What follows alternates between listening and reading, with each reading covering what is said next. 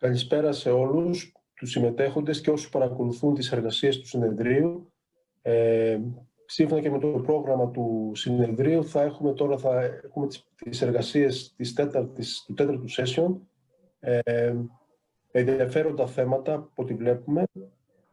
Περιμένουμε με ανυπομονησία να ακούσουμε τους ομιλητές για να αναπτύξουν το θέμα που έχουν πραγματευτεί. Πρώτη, κυρία Μαλαπάνη. Καλησπέρα και από μένα. Κυρία Μαλαπάνη. Συγγνώμη, κύριε Σπιλιόπουλο, με ακούτε? Ναι, ναι. Ναι, καλησπέρα και από μένα. Ναι, καλησπέρα κύριε συνάδελφε. Χαιρετισμό. Συγχαρητήρια για την επιλογή σας να μιλήσετε στο συνέδριο Οικοτικών, στο τέταρτο Διεθνές Συνέδριο. Είμαστε πάρα πολύ ευτυχισμένοι που σας έχουμε κοντά μας και ελπίζουμε να ευοδοθούν οι προσπάθειές σας με δημοσίευση σε κάποιο περιοδικό. Καλή αρχή, περιμένουμε εναγωνίως την παρουσίασή σας. Η κυρία Ελένη Μαλαπάνη μπορεί να αρχίσει. Γεια σας και από μένα.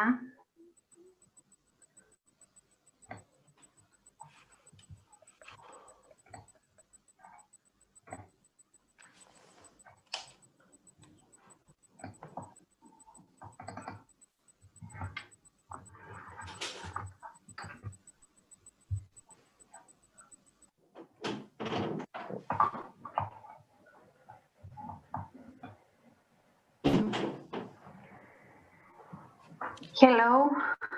The topic of my presentation is estimating poverty and unemployment in Greece using small area estimation methods.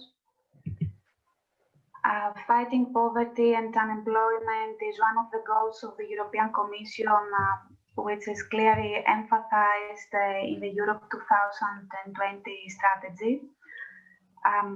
Success depends on developing the right policies and programs and targeting them effectively. Applying appropriate social policy requires adequate knowledge of the extent of the poverty and unemployment.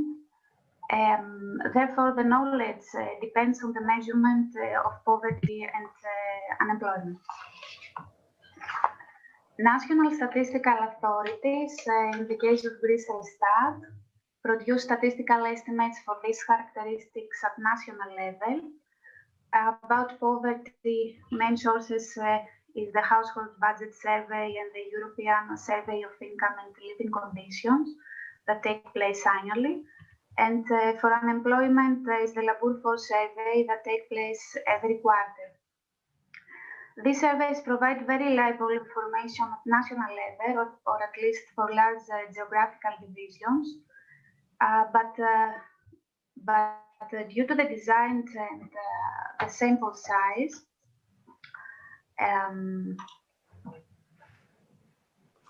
they cannot give reliable estimates in smaller geographical areas of the country, such as the prefectures and the municipalities.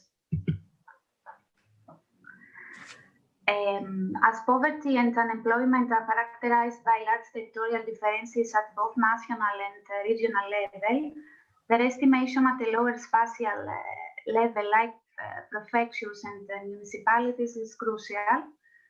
Census data could provide a solution in above problem, but censuses are conducted only once a decade. Therefore, they do not cover the changes over the decade. The key solution in order to produce reliable estimates is to combine the above types of data, census and annual data, using small area estimation methods. These methods, since they use existing data, do not bring additional cost to the statistical authorities, but require high level of expertise in the methods of small area estimation, a scientific field that is constantly evolving. SAE methods are widely used for producing estimates of population parameters for areas with small or even zero sample size. Areas include a geographical region, a socio-demographic group, or other subpopulations. In general, there are two types of estimators, direct estimator and indirect estimator. Direct uses value of the variable of interest only from the sample units in the domain of interest. Direct estimators can perform good if the sample size is large enough, and but the problem is when we have small or zero samples lead to unacceptably large standard errors. Indirect estimator borrows strength by using values of the variable of interest from related areas or time periods. And these values are brought into the estimation process through a linking model based on auxiliary data, such as recent census and administrative records. Those increase the overall effective sample size and precision. An area is regarded as small if the domain-specific sample is not large enough to support direct estimates of adequate precision. Small area models can be classified into two major types, depending on the available auxiliary variables: area level model or Fein-Harriot, and a unit level model. A unit level model in which auxiliary information about the response variable is available only at unit level, and area level model in which auxiliary information about the response variable is available only at area level. Area level model relates small area direct estimates to area specific covariates and is consisted by a sampling model for the direct estimates and a linking model for the parameters of interest. The sampling model involves the direct survey estimate and the corresponding sampling variance, and the formula for the sampling model is given by equation 1, where I denote the small area. Theta I is the parameter to be estimated for area I. Hat of theta I is the direct estimator, and EI are the sampling errors associated with the direct estimates of each small area. And they are supposed to be independent with mean value 0 and non-variances. The linking model assumes that the two means of parameter of interest are linearly related to the values of the auxiliary variables measured at the area level through a linear regression model. The formula for the sampling model is given by the equation 2. UI are the area-specific random effects. Hi is a vector of covariates for domain I, and Veta is the vector of regression coefficients.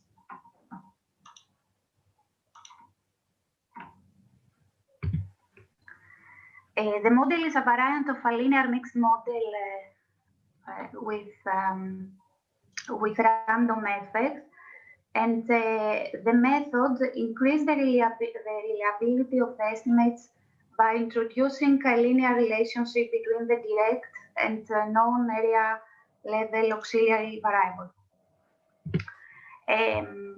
Combining equation 1 and 2, we obtain the Fein-Harriot model given by the equation 3.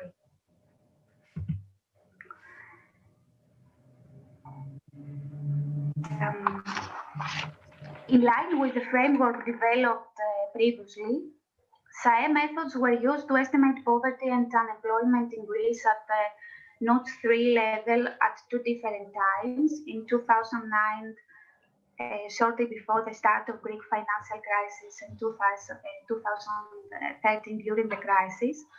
Among the small area models, the blue Fein-Harriot model was selected and applied to carry out the estimation process. About the data sources, sample data for direct estimates at Notch 3 level came from the EU SILK survey, and the microdata were provided by Elstat. And the data of the auxiliary variables of the year 2009 and 2013 were derived from the Greek census of 2001 and 2011, respectively. The target parameters were headcount ratio, poverty gap index, and unemployment rate. Headcount ratio, it measures a proportion of the population counted as poor, that is, a proportion living in households whose income is less than the poverty line. Poverty gap index, it measures the extent to which individuals fall below the poverty line as a percentage of the poverty line.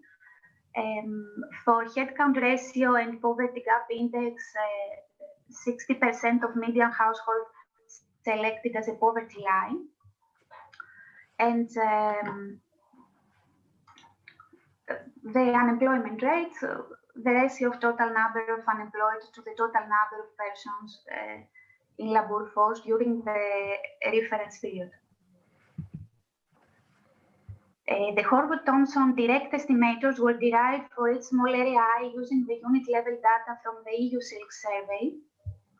The small areas were the prefectures, the 54 prefectures, according to the Kapodistrias program. For the year, the formulas for the year 2013 are given by the equation 6, 7, and 8, and for the year 2009, respectively, where NI is the direct estimator of the population size of NI of the ith prefecture.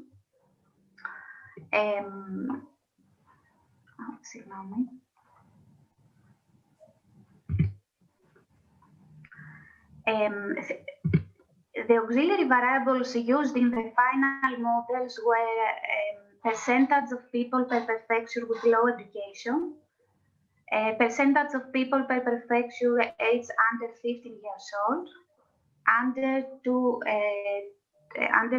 29 to 49 years old, and over 50 years old, percentage of inactive people per prefectures, percentage of nuclear families per prefecture without an employed member,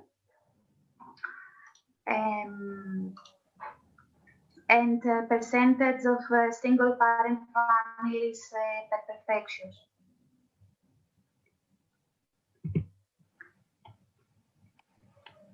The models are presented in the tables below, where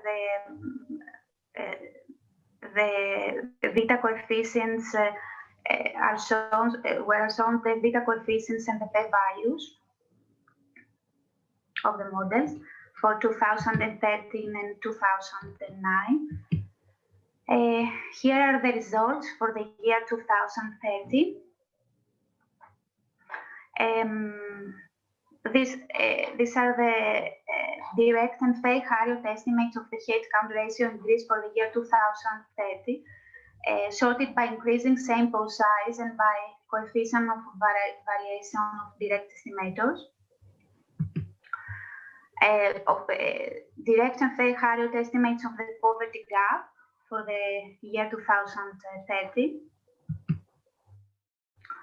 and of the unemployment rate. For the year 2013, the highest poverty rates were in Imanthia, Xanthi, and Dolokarnania, lowest poverty rates in Phokida, Viotia, and Piraeus, and the biggest differences in relation to direct estimates were in Thesprotia, Samos, Kefalonia. In above areas, the sample size is small, under 70. In 10 prefectures, the difference between direct and fake Harriot estimator is over 3%, while in 6 prefectures, the difference is over 2%. In these areas, there is a reduction for both the mean square error and the survey of estimates.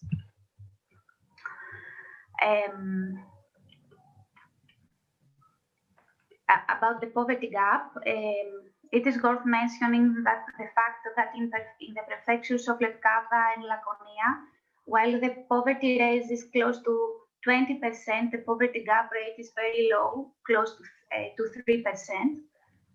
For instance, in Prefecture Lefkada, poverty gap is estimated to 0.56% of the at risk of poverty threshold.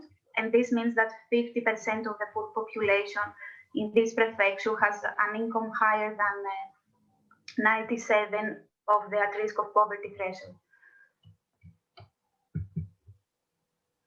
Also for the unemployment rate, the highest rate, Evritania, Prefecture of Piraeus and Xanthi, lowest rates, Lasiki, Thesprotia, Zakynthos. And the biggest differences in relation to direct estimates were in Argolida, Pella, Drama, Zakynthos. In 22 prefectures, the difference between direct and fair Harriot estimator is over 4%. And in these areas, there is a reduction, in most areas quite large, for both the MSC and the SVF of estimates. There is an overall clear gain of precision when using the fair Harriot estimators instead of the direct estimator. The improvement in precision gain tends to be greater for areas with a smaller sample size. For example, in Prefecture of Grevena, for the estimation of unemployment rate, the standard error of fair Harriot estimator was reduced about 9 times in relation to the direct estimator. This is evident as the direct estimator is likely to be more unstable in areas with a small sample size. Well, here are the graphs with the standard errors of the unemployment rate, the headcount ratio,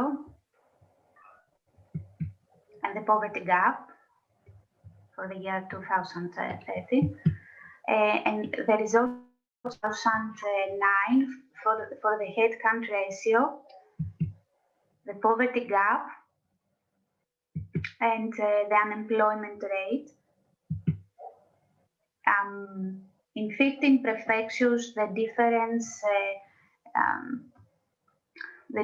between direct and fair Harriot estimator is over 3%. And in these areas, there is a reduction for both the MSC and the SV of estimates. Also for the poverty gap, the bigger differences in relation to direct estimates are in Evia, Xanthi, and Messenia. In unemployment rate, in 12 prefectures, the difference between direct and fair Harriot is over 3%. And we have there's an overall clear gain of precision. For example, in Prefecture of Kefalonia, for the estimation of unemployment rate, the mean square error of fair Harriot estimator was reduced about 3 times in relation to the direct estimator. And here are the graphs with the standard errors of headcount ratio, the poverty gap, and the unemployment rate. Thank you. Κύριε Καρτάλη, κύριε Σπιλιόπουλε, έχετε κλειστά τα μικρόφωνα. Όχι, μ' ακούτε τώρα? Τώρα ακούω. Ναι. Ευχαριστούμε πάρα πολύ, κυρία Μαλαπάνη. Πολύ ενδιαφέρουσα η εργασία. Μία ερώτηση έχω. Χρησιμοποιήσατε στοιχεία από την Ελληνική Στατιστική Υπηρεσία, έτσι δεν είναι? Ναι. Ναι. Πώς ξεπεράσετε το γεγονός ότι μας είχαν κατηγορήσει ότι ήταν Greek Statistics εκείνη την περίοδο? Ναι, δεν ξέρω αν το ξεπεράσαμε αυτό. Εμείς απλά τα χρησιμοποιήσαμε. Δεν είχαμε και κάποια άλλη πηγή, αλήθεια είναι. Μόνο αυτή την έρευνα έχουμε για την φτώχεια. Τώρα για την ανεργία που θέλαμε τα στοιχεία από την έρευνα εργατικού δυναμικού δεν μας τα έδωσαν τελικά, για λόγους εμπιστευτικότητας από ό,τι μας είπαν. Εντάξει, η αλήθεια είναι ότι δεν το ξεπεράσαμε αυτό, απλά πήραμε αυτά τα στοιχεία και τα προσπαθήσαμε απλά να τα φτιάξουμε. Να παρεμβώ λιγάκι, να πω κι εγώ μια κουβέντα στον συνάδελφο. Κοιτάξτε, η Ελληνική Στατιστική Υπηρεσία κατηγορήθηκε για Greek Statistics στους εθνικούς λογαριασμούς, όχι στις κοινωνικές έρευνες. Είναι δύο διαφορετικά πράγματα στη Σελστάτ. Οι εθνικοί λογαριασμοί είναι τι τζίρους κάνουν διάφορες κατηγορίες, ενώ αυτό είναι κοινωνικές έρευνες. Ποτέ δεν αμφισβητήθηκαν, τουλάχιστον επίσημα. Δεν είπαν πως το ποσοστό ανεργίας δεν είναι 15, αλλά είναι 12. Αμφισβητήθηκε το χρέος της χώρας και τέλος πάντων το GDP της χώρας. Αυτό αμφισβητήθηκε. Θα πω πως είναι δύο διαφορετικά πράγματα. Τα στοιχεία λοιπόν των κοινωνικών ερευνών σε Σελστάτ ποτέ δεν αμφισβητήθηκαν. Αυτό να πω. Όχι. Και το GDP δεν εξαρτάται και από την ανεργία και από άλλους παράγοντες. Έτσι δεν είναι, όπως είδαμε και στην προηγούμενη. Επηρεάζεται από την ανεργία και από άλλους παράγοντες. Δηλαδή, θεωρώ ότι οι Ευρωπαίοι δεν μας είχαν στο στόχαστρο για εκείνη την δεκαετία 2000-2010 και αυτό επηρέασε και μια σειρά από έρευνες. Δηλαδή, ως ερευνητές θεωρήσαμε και εμείς όταν παρουσιάζαμε άρθρα το 12, το 2013, το 2014, παίρνοντας στοιχεία από την Ελληνική Στατιστική Υπηρεσία, βλέπαμε από τους ξένους έτσι μια μυψημυρία για τα δεδομένα που χρησιμοποιούσαν. Φυσικά, αυτό έχει αλλάξει τώρα τα τελευταία χρόνια, αλλά για μας τους ερευνητές ήταν και μία μαύρη περίοδος, δηλαδή τα Greek Statistics και φυσικά η δυσφήμιση που είχε γίνει για τους Έλληνες ερευνητές στο εξωτερικό. Δεν θεωρούμε να μην συνεχίσουμε να υπάρχουν τα ίδια πράγματα. Εγώ τελείωσα, ήταν πολύ ενδιαφέρουσα η εργασία, συγχαρητήρια και στους δύο. Ο κύριος Σπιλιόπουλος, αν έχει κάποια ερώτηση. Όχι, δεν έχω κάποιο ερώτημα και εγώ βρήκα την εργασία πολύ ενδιαφέρουσα. Συγχαρητήρια και στους δύο συγγραφείς της. Οπότε μπορούμε να προχωρήσουμε στην παρουσίαση της δεύτερης εργασίας, της οποίας συγγραφέας είναι ο κύριος Giakoumatos μαζί με και η κυρία Σωτηροπούλου Θεοδώρα.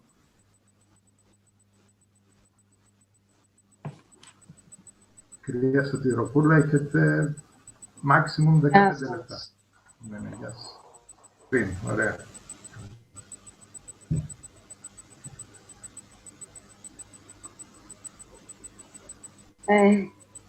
My name is Theodora Sotiropoulou and I am a PhD candidate at the Department of Business Administration of the University of Kartalis. My study has the title Market Imputation for Missing Value with an empirical application. Missing data is a conventional problem in social science. Data are incomplete for many reasons, such as respondents do not answer every question, or countries do not collect statistics every year. Most statistical methods assume complete data for all the variables, including the analysis. The absent observation can shrink the sample size, calm the precision of confidence interval, weaken the statistical power, and the parameter estimates must be biased. The decision of selecting an appropriate method for handling missing observation or time series, cross-section data depends on the missing data pattern and the missing data mechanism. First of all, a missing data pattern describes the location of a holes in the data and does not explain why the data are missing. The general or arbitrary missing data pattern is the most common type of missing values and has missing values dispersed throughout the data matrix. We can see that this type in figure 1.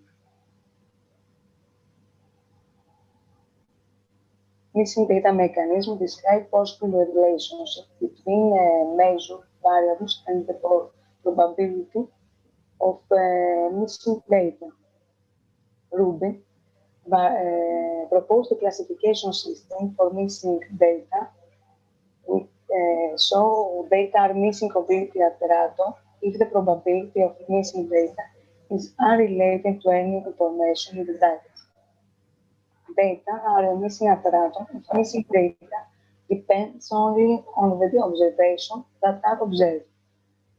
And finally, data are missing, not at random, when the probability of missing data depends on both observed and missing values. Multiple imputation is a powerful statistical technique developed by Rubin in the 70s for analyzing datasets containing missing values. Multiple imputation is a method for estimating missing information, generating several estimates for its missing value. The imputation approach makes two assumptions. That the data are missing at random and the complete data, both observed and unobserved, has multivariate normal distribution. Multiple imputation requires three steps: the imputation phase, the analysis phase, and the pooling phase. The imputation phase creates multiple copies of the data set, for example, 20 copies, each of which contains different estimates of the missing values. The analysis phase is to analyze the filled-in datasets. This step applies the same statistical procedure in the data being copied. The only difference is that you perform each analysis m times once for each imputed dataset. The analysis phase yields m sets of parameter estimates and standard errors. The pooling phase is to combine everything into a single set of results. According to Rubin combinational rules, the pooled point estimate is equal to the average of the m separate estimates, while the variance is equal to the weighted sum of the estimated variance within and between the m datasets. Various tools are available for performing multiple imputation. Amelia 2 package in program R is the most widely used multiple imputation software in social and economic science. Amelia 2 implements joint multivariate normal multiple imputation and employs and bootstrapping expectation maximization algorithm to take those from the posterior distribution. Also has features to make valid and more accurate imputation for time series cross-section data. Amelia 2 provides many diagnostic functions that help users to check the validity and of their imputation model. The context of the analysis and the results we present next is a dataset constructed for the investigation of the relationship between financial development, economic growth, income inequality, and other economic variables. The dataset consists of annual panel data for the 27 countries of the European Union for the period 2000 to 2017. The sample includes 11 indicators for the financial development, where the data come from Global Financial Development Database, also 2 measures of income inequality. From the data are come from the standardized World Income Inequality Database by SOLT and Eurostat, 2 measures for innovation from the World Development Indicator and Eurostat, and 2 indicators for economic growth and 5 economic indicators from the World Development Indicators. Many sources of economic data cover only limited set of countries and certain time periods. As a result, we face the problem of missing data. When performing the multiplication, the first step is to identify the variables to include in the imputation model.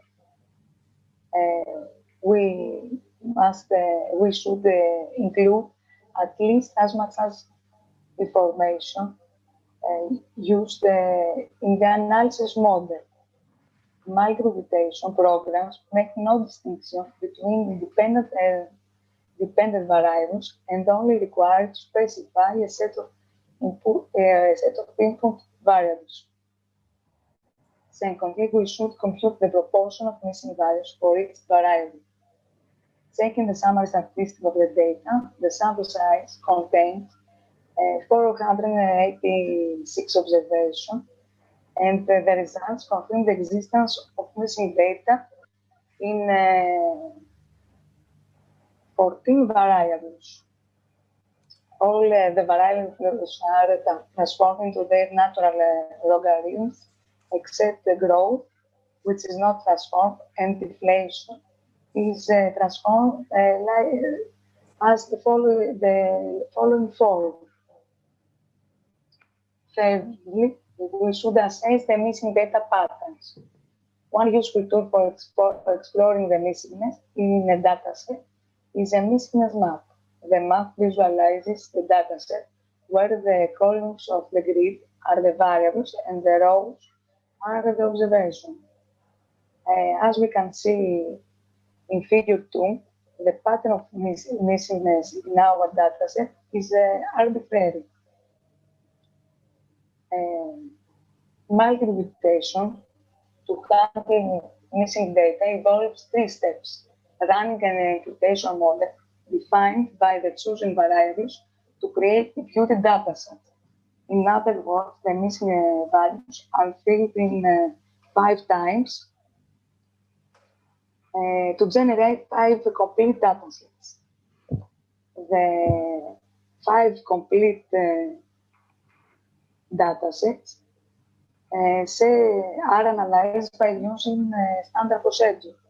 The parameter estimates from each imputed dataset are combined to get the final parameters using the arithmetic average of these 5 sets. We need to check these imputed variables for their plausibility. The covariant densities is one check of the plausibility of the imputation model and check the distribution of imputed values to the distribution of observed values. The distribution of mean imputation is represented by the red line, and the distribution of observed is represented by the black. As we can see in Figure 3, the imputed values and the observed values have very similar plots and lines. Over-imputation is a technique to test the fit of the imputation model. The dots are the mean value of imputation, and lines represent 90% confidence interval. If mean values are on the diagonal line, the imputation model is accurate.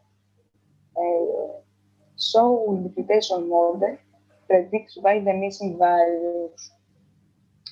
The over-expression is a visual diagnostic of convergence of expectation maximization algorithm. The plot should give some indication of the sensitivity of the algorithm to the choice of starting values in the imputation model. If all of the lines converge in the same point, then starting values are not affecting the algorithm. Sometimes it is not feasible to perform graphical checks of all imputed variables. An alternative approach is to calculate summary statistics of the observed and imputed data. Table 1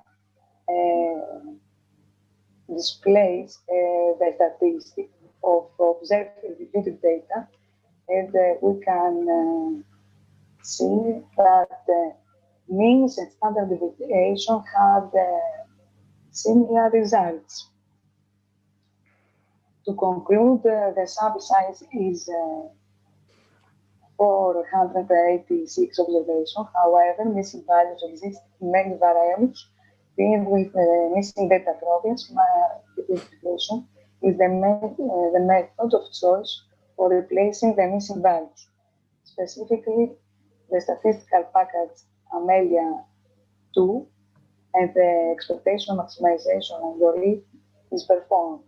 5 fully imputed data sets are returned, and the multiplication point estimate is the arithmetic average of the 5 set of estimates. Additionally, Amelia 2 package provides several tools for diagnosis of imputation, which are carried out, providing accurate and valid estimates. This research work was supported by the Hellenic Foundation for Research and Development of Research and Innovation. Thank you. Ευχαριστούμε την κυρία Σωτηροπούλου για την πολύ ενδιαφέρουσα παρουσίαση της εργασίας που έχει συγγράψει με τον καθηγητή τον κύριο Γιακουμάτο. Δεν ξέρω αν κάποια ερώτηση. Εγώ θέλω απλώς να εξηγήσω λιγάκι, δεν είναι πιο μαθηματικά αυτά τα πράγματα που κάνουμε λιγάκι, να γίνει κατανοητό. Το πρόβλημα είναι, το αντιμετωπίζουν όλοι οι οικονομολόγοι, όταν πάνε να χρησιμοποιήσουν κάποιο μοντέλο κτλ. Παίρνουν δεδομένα ετήσια και προσπαθούν να εφαρμόσουν ένα μοντέλο, αλλά λείπουν κάποια στοιχεία. Κάποια στοιχεία λείπουν. Η Ελλάδα μπορεί να μην έδωσε την ανεργία του 2013. Να μην έχει. Η Πορτογαλία την φτώχεια του 2015. Από τη Eurostat. Υπάρχουν χαμένες τιμές. Τιμές που λείπουν. Το θέμα είναι που τα μοντέλα συνήθως τα θέλουν όλα. Θέλουν όλες τις τιμές για να δουλέψουν καλά. Ή θέλουν όλες τις τιμές, ή χάνεις διαστάσεις, χάνεις βαθμούς ελευθερίας. Το θέμα είναι λοιπόν πώς αντικαθιστάς αυτές τις τιμές. Και η κυρία Σωτηροπούλου, η δουλειά της δεν είναι ακριβώς αυτό το missing data analysis, αλλά είναι κοζάλι της σε μια σειρά macro variables. Το θέμα λοιπόν όμως αντιμετώπισε αυτό το πρόβλημα. Πώς το λύνουμε αυτό το πρόβλημα? Απλοϊκά ή μη απλοϊκά? Το μη απλοϊκά θέλει δουλειά. Αυτό είναι το θέμα. Είναι η μέθοδη missing data analysis, που είναι ένα branch της στατιστικής. Πώς θα καλύψεις τις χαμένες τιμές. Αυτό ήθελα να πω, για να γίνει πιο κατανοητό για αυτούς που μας ακούνε δηλαδή, τι ακριβώς προσπαθεί να πετύχει η κυρία Σωτηροπούλου. Να παράγει, να βρει τις χαμένες τιμές, να την βρει όμως με στατιστικούς τρόπους, γιατί δεν υπάρχουν οι χαμένες τιμές. Αυτό, κυρία Σπιλιόπουλου. Ευχαριστώ πολύ. Και ακόμη ως οικονομολόγοι θα πρόσθετα ότι υπάρχουν και άλλα προβλήματα. Παραδείγματος χάρη η παραοικονομία, το οποίο δεν μπορεί να μετρηθεί. Η αυτοκατανάλωση. Έτσι δεν είναι? Δηλαδή, εκτός από τις χαμένες τιμές που, όπως σωστά είπατε, υπάρχουν και άλλοι παράγοντες στην οικονομία. Όλα αυτά όμως είναι διαφορετικά διδακτορικά. Έχετε απόλυτο δίκιο, κύριε Καρτάλη. Ναι. Υπάρχουν μια σειρά πράγματα που πρέπει να δούμε. Συγχαρητήρια, κυρία Σωτηροπούλου και κύριε Γιακουμάτο, για την πολύ ενδιαφέρουσα παρουσίαση. Σειρά έχει ο κύριος Σταύρος Λουκάς. Ναι, 15 λεπτά. Επειδή λείπουν 2, είμαστε λίγο ελαστικοί ως προς την παρουσίαση. Παρακαλώ. Βλέπετε όλοι? Ωραία. First of all, I would like to thank my professor and advisor, Mr. Stefanos Giakoumatos, for his support and guidance for all these years that we are working together. The topic of our research is the determinants of earnings inequalities in Greece.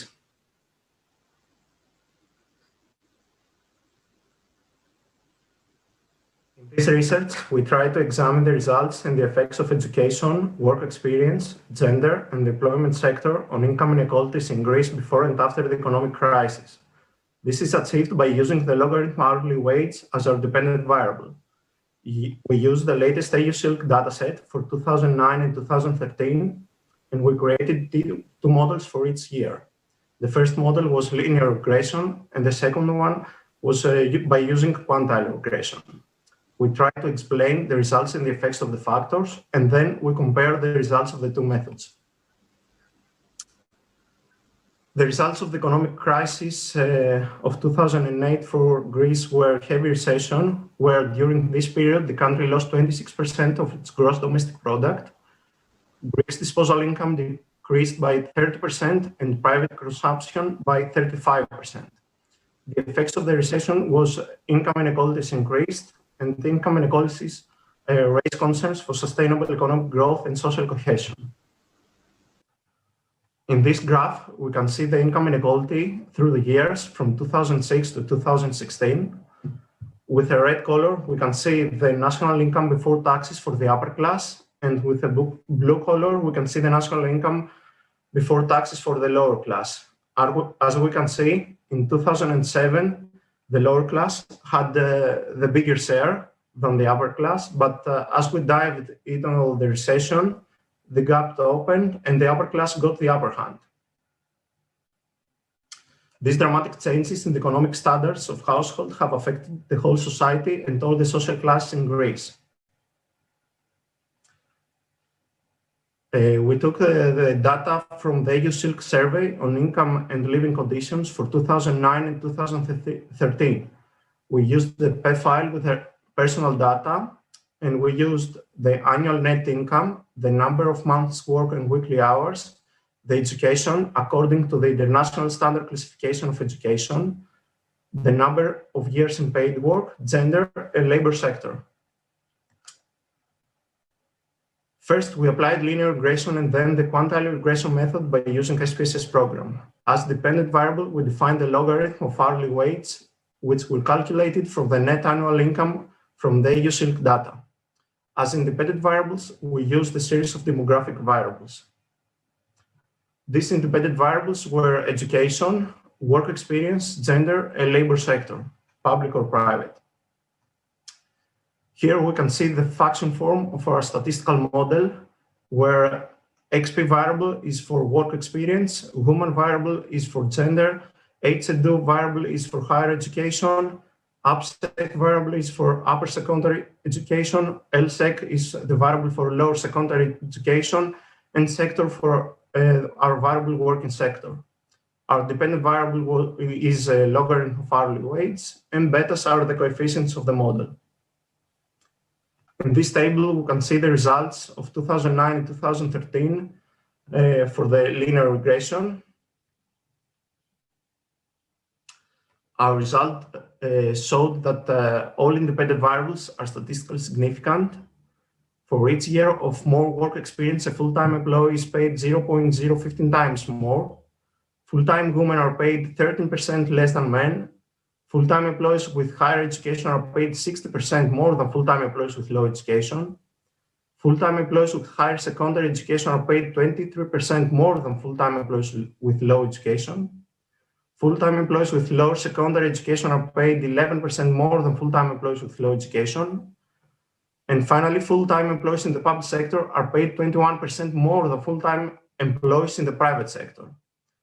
The R-square tell us that 36.2% of the variability of the dependent variable is explained by our model. The results for 2013 showed us that all dependent variables are statistically significant except the lower secondary education. For each year of more work experience for 2013, a full-time employee is paid 0.014 times more. Full-time women are paid 12% less than men. Full-time employees with higher education are paid 43% more than full-time employees with low education. Full-time employees with higher secondary education are paid 60% more than full-time employees with low education. And finally, full-time employees in the public sector are paid 6% more than full-time employees in the private sector. The R-square tell us that 23.2% of the variability of the dependent variable is explained by our model. Here we can see the results for quantile regression for 2009 for 9 quantiles. And here are the results after we transform them into percentages. The results for 2009 showed us that all the independent variables are statistically significant. The interpretation of our rate showed that each of more year experience, an employee is paid more by 0.01 times in the first quantile as minimum price, and 0.021 as maximum price in the nth quantile. Also, our results show that women are paid less than men through the whole distribution. The maximum price is 15% in the 8th quantile and 10% in the 4th quantile. That means that women are paid less. The gap is bigger as the wages are bigger for men and women. Also, our results show that full-time employees with higher education are paid more than full-time employees with low education by 40% in the 1st quantile and almost 82% as maximum price in the 9th quantile. Full-time employees with a higher secondary education are paid more than full-time employees with low education by 17% in the 3rd quantile as minimum price and 28% in the 8th quantile as a maximum price. Also, full-time employees with lower secondary education are paid more than full-time employees with low education by 1% as minimum price and 17% in the 7th quantile as maximum price. Finally, our results show that in the public sector, they are paid more than the private sector by 10% in the 9th quantile as maximum price and 33% in the 1st quantile. That means actually that the gap is bigger as the wages are lower. Here we can see the results for 2013. And here are the results after we transform them into percentages. The results for 2013 showed us that all the independent variables are statistically significant. Our coefficients show that for each year of more work experience, an employee is paid 0.01 times more in the 4th quantile and 0.018 times in the 9th quantile. Women are paid less than men through the whole distribution. The maximum price is 15% in the 8th quantile, and the lowest is almost 9% in the 3rd quantile. Full-time employees with higher education are paid more than full-time employees with low education by 23% in the 1st quantile as minimum price, and 64% as maximum price in the 9th quantile. Also, full-time employees with higher secondary education are paid more than full-time employees with low education by almost 10% in the 1st quintile and almost 21% in the 6th quintile. Full-time employees with lower secondary education are paid more than full-time employees with low education by 1% as minimum price in the 1st quintile and 9% in the 4th quintile as maximum price. Finally, our results show that in the public sector, they are paid more than in the private sector by 2% in the 7th quintile and 26% in the 1st quintile. In conclusion, in this paper, we have applied the linear and quantile regression method to the last wave of 2009 and 2013 of the EU Silk dataset. We have found that the wages increase with education and work experience. Women are paid less than men, and this is true through the whole distribution. Public sector wages were, before the crisis, were higher than the private sector, and the gap fell after the crisis. In addition, the result of work experience and higher education is generally more important at higher rates of distribution than at lower rates, implying that school attendance increases wage dispersion. The least square technique misleads the relevant difference in distribution wages. Therefore, we confirm that the quantile regression approach is more interesting and appropriate because it measures the wage effect of the independent variables at different quantitative levels. Thank you for your attention and stay healthy.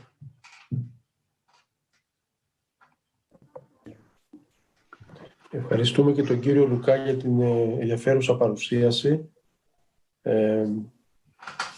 Υπάρχει κάποιο ερώτημα από το πάνελ, από τα πρόσωπα που παρακολουθούν το συνέδριο?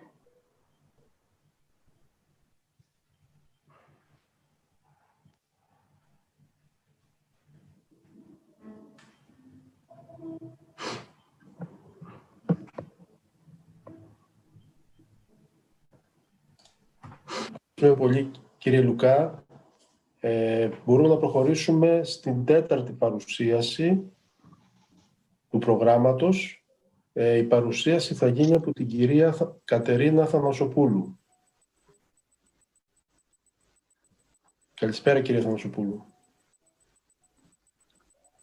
Πρέπει να ανοίξει το μικρόφωνο σου, Κατερίνα. Με ακούτε?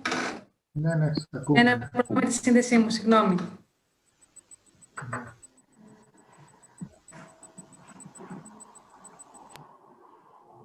Μπορείτε να δείτε την οθόνη μου? Ναι. Ωραία.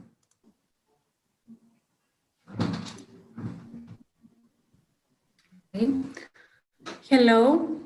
The topic of this presentation is burnout syndrome and anxiety depressive disorders in healthcare professionals, a canonical correlation analysis.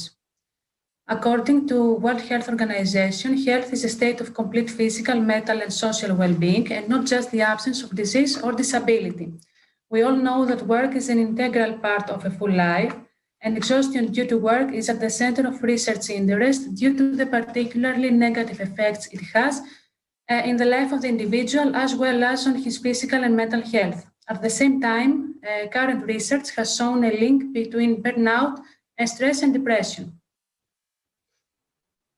It's estimated that 264 million people worldwide suffer from anxiety disorders, and more than 322 million people worldwide suffer from depression. 25% of Europe's population suffers from depression or anxiety, while in Greece, depression is found in 4.7% of the population. Depression is the most common type of emotional disorders, and the main medical conditions take the form of either major depression or dysthymia. Anxiety disorders are one of the most common mental disorders in the general population, and they cause a significant reduction in functionality and quality of life. They can take the form of panic disorder and agoraphobia, generalized anxiety disorder, obsessive-compulsive disorder, stress disorder after traumatic experiences, and special phobias. When it comes to prevention of anxiety and depressive disorders, there is the primary prevention, which aims at the early identification of population groups that are at higher risk of developing anxiety and depression. The secondary prevention aims to reduce patients and prevent recurrence of these disorders. And tertiary prevention aims to achieve a steady improvement in the patient's symptoms and their functionality. Work anxiety is a disorder in which stressors related to the work environment of the individual accumulate. Work can cause severe stress to the employee when the demands are high, the participation in decision-making is limited, and the social relations in the workplace are poor. When the work does not interest the employee and does not help him to develop or to acquire new knowledge and skills. When there is high workload and exhaustive hours, and there is difficulty in combining work and family life. Burnout syndrome is a syndrome of physical and mental exhaustion in which the employee loses interest and positive feelings he had for his patients or clients, ceases to be satisfied with his work and performance, and develops a negative self-image. It includes the emotional exhaustion, depersonalization, and lack of personal achievement. And it can develop through 4 successive stages, which are excitement, doubt, disappointment, and apathy. Nowadays, burnout tends to be considered as an occupational disease, as approximately 1 in 3 workers in the European Union experience work stress. The percentage of exhaustive professionals in Greece is 8.4%, and compared to other European countries, Greece has moderate burnout levels. The etiology of burnout syndrome can be found in factors related to work or concerning the individual. Factors related to work include heavy workload, insecurity, high demands, exhausting hours, inadequate training, and others. While factors concerning the individual include low self-esteem, low defense mechanisms, unrealistic expectations from work, low motivation, intolerance to pressure, and others. The consequences of burnout syndrome can be physical, psychological, or behavioral, and they affect the whole spectrum of the individual's personal and professional life. As far as the prevention of the burnout syndrome is concerned, there are interventions concerning the individual level, which include the early recognition of symptoms, the reassessment of goals and expectations, support from family and friends, the personal choice of the job position, etc. While the organizational level interventions include the placement in a suitable work position, the clarification of role and tasks, the democratic leadership, the psychological support and the counseling in the workplace, and others. According to the existing research background, there is a strong correlation between burnout and symptoms of anxiety and depression. The factors that can contribute to the burnout of health professionals are a lack of staff, excessive workload, continuing working hours, daily exposure to pain and death of patients, increasing demands, conflicts with patients and their relatives, ambiguity of roles and responsibilities, and a limited sense of power. Exhausted health workers show indifference towards patients as well as inability to respond to their work demands. Research conducted in Greek healthcare structures reveals significant percentages of exhausted medical staff. Research is divided concerning the relationship between age and burnout, as younger age can be associated with either more stress resistance or less experience and more work stress. Family can either act protectively by reducing the risk of burnout or can contribute to the burnout due to the difficulty of balancing family and work life. Women tend to show symptoms of anxiety, depression, and exhaustion at a higher frequency than men, and a higher level of education can provide the skills and knowledge to cope with burnout or can be associated with positions of higher pressure. The aim of the study was to investigate the relationship between burnout and anxiety-depressive disorders in health professionals. More precisely, the research questions were, firstly, are higher levels of burnout associated with higher levels of stress and depression? And secondly, what is the relationship between gender, age, marital status, number of children, educational background, years of employment with burnout and depression? The scales used in the present study were a depression anxiety stress scale, a self-reporting scale which includes 3 subscales concerning depression, anxiety, and stress, and the Copenhagen burnout inventory, which includes 3 subscales concerning the personal burnout, the work-related, and the patient-related burnout. 101 health professionals participated in this study. The majority of the participants were women, were married, had children, had graduated higher education, were nurses. The mean age of the participants was 45 years, and the mean ages of employment were 22 years. As we can see from the results about the anxiety-depressive disorders and burnout prevalence, the participants of this study experienced severe stress, mild anxiety, and moderate depression, while work-related burnout and personal burnout scores were high, in contrast to the lower scores of the patient-related burnout. And now we can see the results of the canonical correlation analysis, where a key finding of the 3 CCA models is the positive correlation between anxiety-depressive disorders and burnout. The strongest correlation between the 2 variables is derived from the first analysis, which we can see in the figure below. We can interpret the first model stating that health professionals with higher stress and anxiety scores tend to score higher in patient-related burnout or vice versa. In addition, the ways and negative signs of depression are attributed to the fact that the model is better explained by the influence of the other subfactors. In the second and third model, the correlation of the 2 main variables remains positive but becomes weaker. And another important finding of the 3 models is that the factors that seem to have the most significant effect on the anxiety and depressive disorders is personal burnout, while the factors that seem to have the most significant effect on the burnout are anxiety and stress. Regarding the relationship between anxiety, stress, and depression with the general characteristics of the participants, we found that women, people who have children, and nurses were more likely to experience stress, anxiety, and depression compared to the other groups, while single participants and people with higher educational level were associated with lower levels of anxiety, stress, and depression.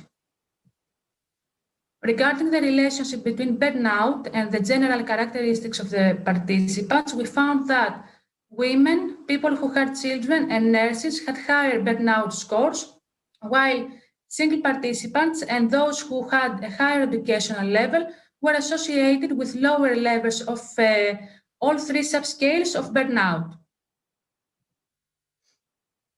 Last but not least, older age, the higher number of children and more years of employment were associated with higher scores of both anxiety and depressive disorders and higher burnout scores. As a conclusion, a significant rate of anxiety and depressive disorders and burnout were detected in the sample.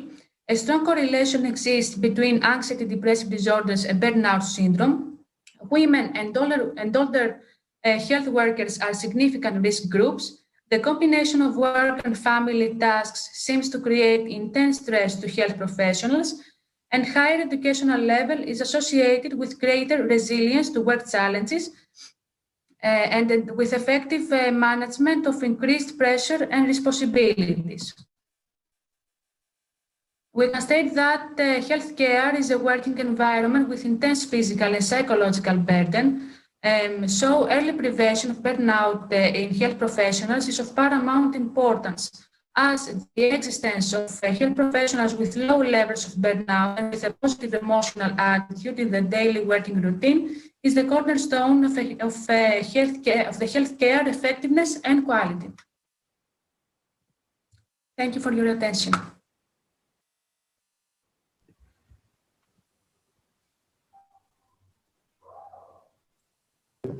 Ευχαριστούμε πολύ την κυρία Αθανασοπούλου για την παρουσίαση της εργασίας. Έχουμε κάποιο ερώτημα να απευθύνουμε, κάποιος έχει κάποιο ερώτημα να απευθύνει στην κυρία Αθανασοπούλου σχετικά με το θέμα που ανέπτυξε.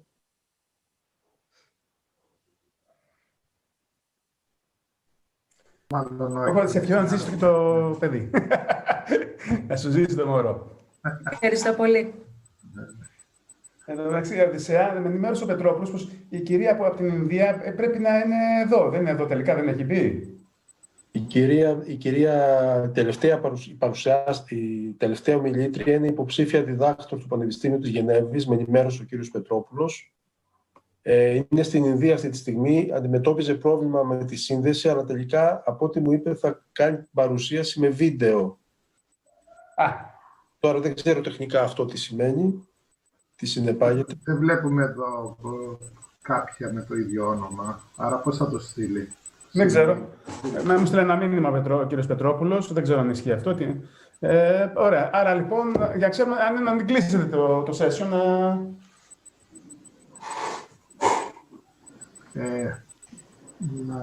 δεν ξέρω, να επικοινωνήσουμε τον κύριο Πετρόπουλο, εγώ δεν έχω το κινητό του. Κύριε Σπιλιόπουλε. Μου έστειλε μήνυμα ότι θα παρουσιάσει με βίντεο. Ίσως ο Σωτήρης... Ναι, τώρα φορτώνουμε το βίντεο εμείς και ξεκινάει το βίντεο. Ωραία. Ένα λεπτό έχει ξεκινήσει το βίντεο. Έγινε.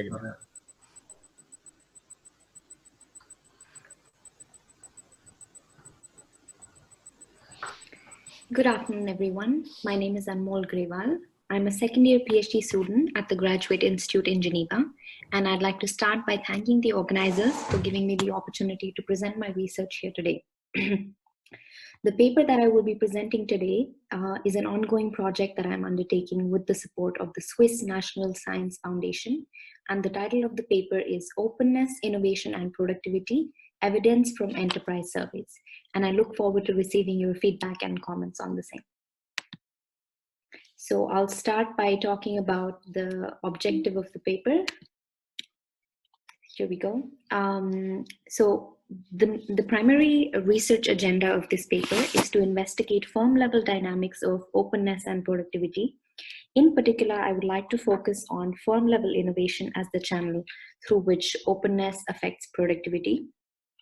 And the empirical strategy of the paper is to use an augmented version of a structural framework, which was originally proposed by Crepon, Duguay, and Maires in 1998, in which they use survey data to model the relationship between openness, innovation, and productivity.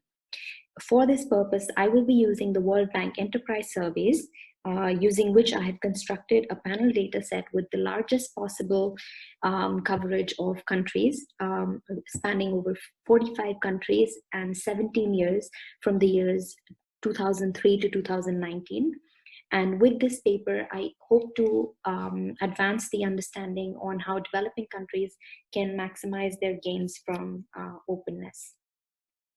So as I stated earlier, the research question is, how does openness affect firm-level innovation and in turn productivity? In this paper, I will be focusing on 4 measures of openness, which are share of exports, imports of foreign inputs, inward FDI, and the use of foreign licensed technology. And at the same time, the measures of innovation will also be twofold. One, which is product innovation, which refers to the introduction of a new or improved product or service by the firm, or process innovation, which refers to a new method of production or delivery or logistics or marketing methods associated with the sale of the product or service by the firm. And the reason why I choose to do this analysis at the firm level is because innovation decisions are taken at the firm level. In case of more aggregate analysis, let's say at the sector level or at the country level, we lose a lot of firm level unobserved heterogeneity, which can be crucial to understand why certain firms end up more productive than the others, despite having the same international linkages, which is why I would like to use a firm level analysis in this paper. Secondly, the reason why I focus on developing countries is because there's relatively limited empirical literature on the dynamics of innovation and productivity in developing countries. And the reason for this is that implementing innovation surveys can be extremely costly because web-based options are not really viable for developing countries due to limited or weak infrastructure. So in order for such innovation surveys to take place at a large scale and for them to take place face-to-face can turn out to be a really costly affair. In addition, there's another reason why developing countries aren't that well studied when it comes to innovation and productivity. And the reason is that the nature of innovation in developing countries is less radical and it's more incremental, which makes it harder to measure and report. So the absence of sufficient literature on developing countries' dynamics of innovation and productivity is another reason why I choose to focus on them in this paper. And as I mentioned before, how the difficulties related to implementing innovation surveys, they result in a lack of harmonization or comparability of survey data across different countries, which means that for us to have a sound analysis or a sound discussion and to compare across countries how their dynamics of innovation vary, we need to have a harmonized data set based on homogeneous questionnaires so that the same questions have been asked across all countries without any sort of differences in interpretation, which is why I choose to use the World Bank Enterprise Survey, which is a collection of homogenized questionnaires carried out in a comprehensive manner across 143 countries around the world using the same survey, which then allows us to capture also the time dimension because the firms have been interviewed over time.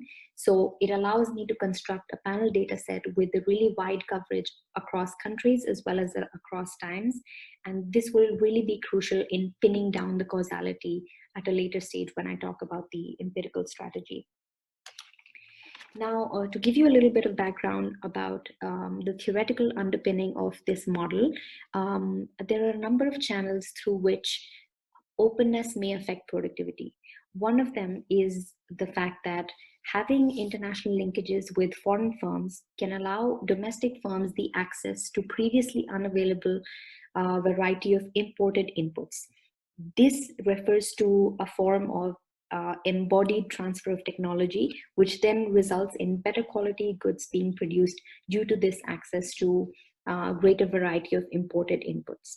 Another way this transfer of technology can take place is the disembodied channel, in which firms purchase licenses or patents and then they reverse engineer, or they use the same license to imitate the products domestically. This is especially crucial for developing countries that are not very technologically advanced, but can benefit from innovating through imitation or reverse engineering. And such forms of innovation, whether they be through the embodied channel or the disembodied channel, can then improve the efficiency with which firms' existing resources are utilized, and can then show up as increases in total factor productivity. This is a quick summary of how countries' foreign linkages, meaning their openness, affects first their innovation at the firm level, and in turn translates into changes in productivity. I'll go through a quick literature review on the theoretical underpinnings of this model. It's based on the knowledge production function approach, in which innovation inputs determine innovation outputs, which then affect productivity. This was proposed by Parkes and Griliches in 1980, and following that, a number of empirical studies were carried out based on this structural model, in which survey data is used to explain productivity by innovation output, which is in turn explained by research investment. And the first such paper was put forward by Crépin et al. In 1998, in which they used French manufacturing firms' survey data, and they found a positive correlation between productivity and firm innovation output. Following that, a number of other country level and sector level studies took place, and the reason why the literature is lacking in firm level analysis, which is what this paper aims to contribute to, is because these country level analysis don't take into account firm level unobserved heterogeneity, thereby making the causal interpretations much weaker than we would like. So in terms of specifically talking about papers that are closely related with the one that I'm presenting today, there's a paper by Siedschlag and Zhang. They use innovation data for firms in Ireland, and they show that firms engaged in international activities are more likely to invest in innovation and tend to have higher labor productivity.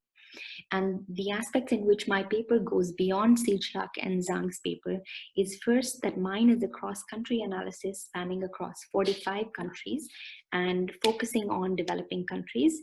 And second, my measures of openness also include the imports of foreign inputs and the use of foreign licensed technology, in addition to the two measures of openness that Siedschlag and Zhang use, which are exports and inward foreign direct investment. Another paper related to the one I'm describing today is Castellani and Zanfe's 2007 paper, where they use Italian firm level data, and they show that firms with manufacturing activities abroad are characterized with higher productivity and higher innovation performance. And this analysis is a cross-section analysis which fails to consider firm level heterogeneity. And my paper expands on this by exploiting the time dimension of the panel data set and capturing the unobserved firm heterogeneity, making the causal interpretations much more confident. And finally, this paper is also related to Morris's 2018 paper that used the same data set for a smaller sample of countries. And another way in which my paper goes beyond Morris's paper is the fact that Morris's paper does not account for how openness may affect the decision to invest in innovation, which my paper does. And so now we move on to the theoretical framework. So the CDM framework that was proposed in 1998 models firm behavior in 3 stages. In the first stage, firms decide whether or not to invest in R&D activities and how much to invest. In the second stage, they produce the knowledge output. And in the third stage, they produce final output using the innovation output from the second stage in combination with other inputs. Now, these three stages can be described in the form of the following equations. In equation 1, we have YIT star, which is the unobserved latent variable measuring the predicted utility of investing in innovation. The reason why this is marked with an asterisk and the reason why this is a latent variable is because in reality, innovation effort is measured by log of R&D expenditure per worker. And the reason why this is hidden is because firms' decision to invest are really difficult to monitor. And this is because firms only choose to invest if their predicted utility of investing in innovation is above a certain threshold. And let's say that threshold is C. So only when YIT star is greater than C will we observe YIT taking the value of 1. So YIT here is the decision of the firm to invest, which takes the value 1 if the predicted utility of investing in innovation exceeds a certain threshold C. And if it's below the threshold C, then YIT will take the value 0, meaning that the firm will choose not to invest.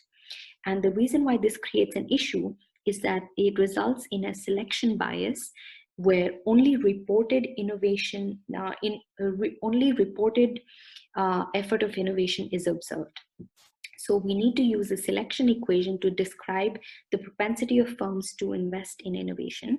And this selection equation is described in equation number 2. And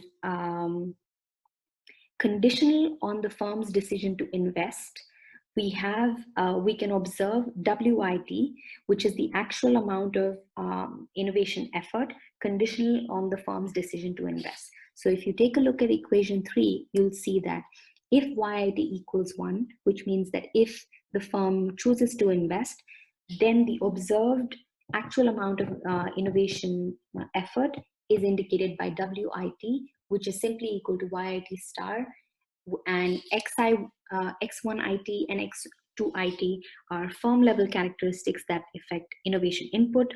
These variables may take the form of firm size, human capital, openness, or obstacles to innovation like credit. And mu t and epsilon it are simply the error terms and the time fixed effects. So we assume that the epsilon and the psi it are bivariate normal errors with 0 mean and variance is equal to 1. Under these assumptions, we can estimate equations 2 and 3 that I just described using a generalized Tobit model using maximum likelihood. And using the residuals obtained from this Tobit estimation, we can estimate a linear probability model in equation 4. So if you look at equation 4, ZIT is the measure of innovation output, which means it'll take the form of either product innovation, which will be 1 if a firm introduced a new product, and it will be 0 if a firm did not introduce a new product. And likewise for process innovation, it will take value 1 if the firm introduced a new process and 0 otherwise. Since ZIT is a dummy variable, we need to estimate a linear probability model in equation 4. And the dependent variables here are WIT bar, which is the predicted intensity of expenditure on innovation, which we estimated from the residuals of equation 2 and 3. And again, the residuals that we obtained from this linear probability model in equation 4 will be used to estimate ZIT bar, which is then used as an instrument in equation 5. So if you take a look at equation 5, pi IT is the productivity measured by log output per worker, and ZIT bar is the predicted innovation output estimated using the residuals of equation 4. So to recap, equations 2, 3, 4, and 5 are estimated sequentially, where equations 2 and 3 are estimated using a Tobit, and then the residuals from equation 2 and 3 are used in a linear probability model in equation 4, and the residuals from equation 4 are then used in equation 5, which is estimated using a two-stage least squares estimation method. This sequential estimation requires an identification strategy. So to make sure that our identification strategy is sound, we first need an exclusion restriction for the equations in 2 and 3. What this means is that we need to identify variables that affect the decision to invest in innovation, but not the intensity of innovation. So in the literature, typically such an exclusion restriction is given by the variable firm size. And this is because conditional on investing in innovation, large firms do not necessarily invest proportionately more. Similarly, we need an exclusion restriction for equations 4 and 5.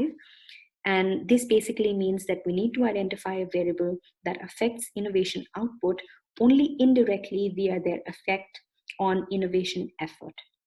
And a couple of examples for variables that may serve as this exclusion restriction are a dummy for managerial experience of the supervisor of the firm and access to public support or government subsidies for innovation. Now I'll quickly run through the data. As I explained earlier, the data for the World Bank Enterprise Surveys covers 143 countries, but in this paper, the sample will be limited because we are only considering countries that were surveyed at least twice and the ones in which the innovation component of the survey was carried out.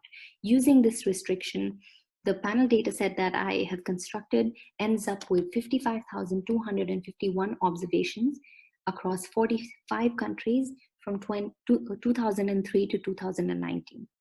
And I'm using two measures of productivity: labor productivity measured by log sales per employee, and total factor productivity computed using the Oli and Parkes method. And I'll quickly talk about potential limitations of the data. So because these survey responses are self-reported, they may not fully capture the heterogeneity between different kinds of innovation. To remedy this, I will also be using the share of annual sales attributed to the innovative products so that it reflects the importance of innovation to the firm. And second, I will be exploiting the country-wide variations using the panel data set to minimize the extent of the possible measurement error. And second is an important caveat to keep in mind that all the findings of this paper would be limited to the formal sector because that's the sector that these surveys are limited to. And to tell you a little bit more about the stage of the project, I am currently in the process of recoding the variables to ensure harmonization across the surveys in different countries. Then I'll move on to checking that the exclusion restrictions are valid and that the serial correlation is non-existent, which may not be such an issue because this is a panel with large n and small t. And finally, I will get around to running the regressions by country to allow for different mechanisms across countries. And finally, I'd like to recap the contribution to the literature. First of all, this paper contributes to the literature by constructing a panel data set with the widest possible coverage of developing countries.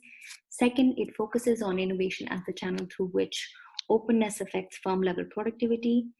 Third, it allows me to study the relative importance of different forms of openness in affecting productivity, which would have significant policy relevance for developing countries choosing to maximize their gains from openness.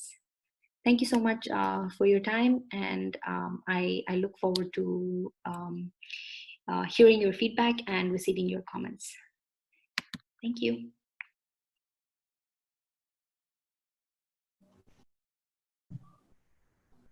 Καλησπέρα σας. Φτάσαμε στο τέλος της πρώτης μέρας του 4ου Διεθνού Συνεδρίου Ανάπτυξης και Οικονομίας και από την εισήγηση από τη μακρινή Ινδία με θέμα την ανοιχτότητα, καινοτομίες και παραγωγικότητα. Κλείνουμε σήμερα την πρώτη μέρα του συνεδρίου. Το θετικό για μας, τους οργανωτές, είναι ότι από τις 1 ώρα το μεσημέρι μέχρι και τώρα αυτοί που παρακολουθούσαν το συνέδριο ήταν αρκετοί, γύρω στα 150 άτομα συνεχώς. Αυτό μας δίνει δύναμη να συνεχίσουμε. Συνεχίζουμε αύριο στις 11 η ώρα. Το πρώτο session, αύριο θα έχει 3 session το συνέδριο και ολοκληρώνεται στο τρίτο session που ξεκινάει στις 2 η ώρα, το οποίο θα είναι στα ελληνικά. Ευχαριστώ πολύ τους συμμετέχοντες, τους προέδρους των session και την ομάδα που υποστηρίζει τη virtual διεξαγωγή του συνεδρίου. Καλό βράδυ.